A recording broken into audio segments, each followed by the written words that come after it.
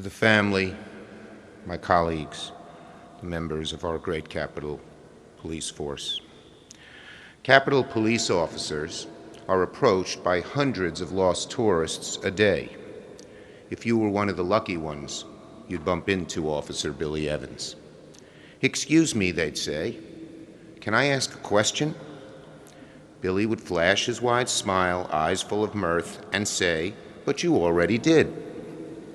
To know Billy Evans was to know, to borrow from Shakespeare, a fellow of infinite jest. His childhood friends will tell you that Billy capitalized literally on every opportunity for a joke. His college crew, as he called them, would add that he could be a prankster. His bowling crew and his band crew would say just the same. And Billy was a man of many crews. The guy you'd ask to sit shotgun on a long road trip, the one you'd want to be stationed with on a lazy summer day at the North Barricade, the first pick for an afternoon of Legos and lightsaber duels. Of course, not all of Billy's jokes were winners. He had his share of bad dad jokes. Some were just random.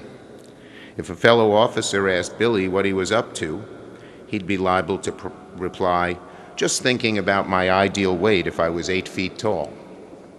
A fellow of infinite jest, who wrung joy and laughter out of life's smallest moments. Returning to that lost tourist for a moment, of course, Officer Evans wouldn't leave the poor guy hanging. "Now let me ask you a question," he'd say. "How can I help?"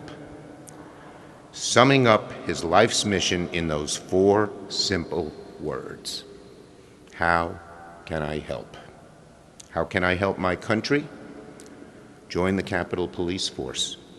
How can I help my colleagues? Volunteer to join the First Responders Unit. And on an unseasonably cold day in early April, that innate impulse to ask, "How can I help?" had Billy running towards danger. A reflex, as natural and as automatic as breath, to put the safety and happiness of others before his own. We are all shocked by the senselessness of this loss. To his sister Julie, his mother Janice, who I was able to speak with last week, to Shannon, my heart breaks for you. It does. To Billy's beloved children, Logan, Abigail, I want you to know that we are forever indebted to your dad. We will remember his sacrifice and your sacrifice forever. And to Billy's friends on the Capitol Police Force, these past few months have been devastating. Just as the scars of January 6th had begun to heal, another wound had opened. I say to you now, our dear Capitol Police Force who protect us, there is no shame in grief and sorrow and shock. We grieve with you. We feel that shock and sorrow with you. And we will heal together with you. To everyone else gathered here, I have 2 things to ask of you.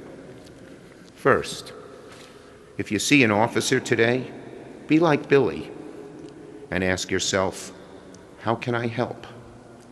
Be like Billy and be a comfort to all who are lost, to all who continue to recover from wounds, seen and unseen, in the wake of these tragedies.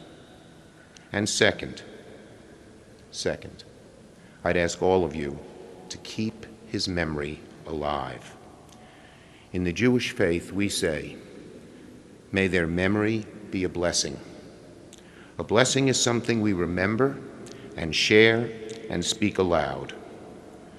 Those of you who remember Billy need to speak his name, tell his stories, tell his jokes, even the bad ones, especially the bad ones, to keep his memory alive. to make sure his young children grow up knowing their dad and remembering him as the hero and loving father he was. Today, we are hollow with loss, but one day, Billy's memory will feel like a blessing. If, through all of life's tragedies, Billy could search every moment for that spark of joy, so can we. Rest in peace, William. May your memory be a blessing.